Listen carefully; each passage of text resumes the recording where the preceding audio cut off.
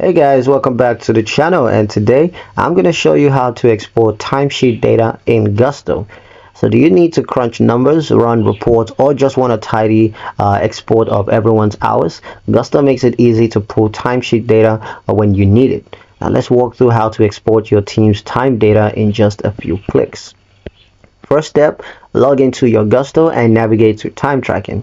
So what you want to do is log into Gusto's website, and once you're in, you want to go to the time tracking tab.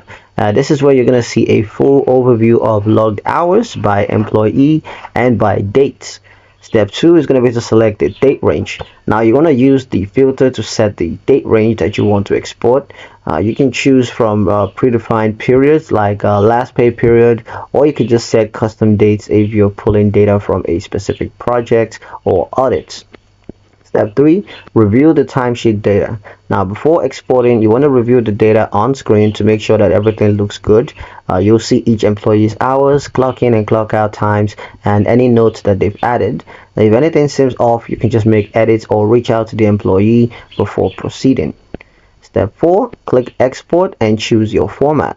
Now just look for the export or download button, usually located at the top right of the timesheet section.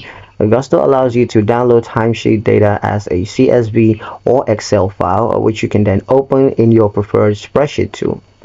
Step 5, open and use the data. Now once the export finishes, open the file and you'll see a clean breakdown of the timesheet data.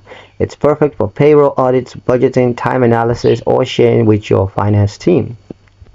And that's it. Your timesheet data is ready to roll. Whether you're digging into the details or prepping for a big report, exporting from Gusto makes it simple and extremely efficient.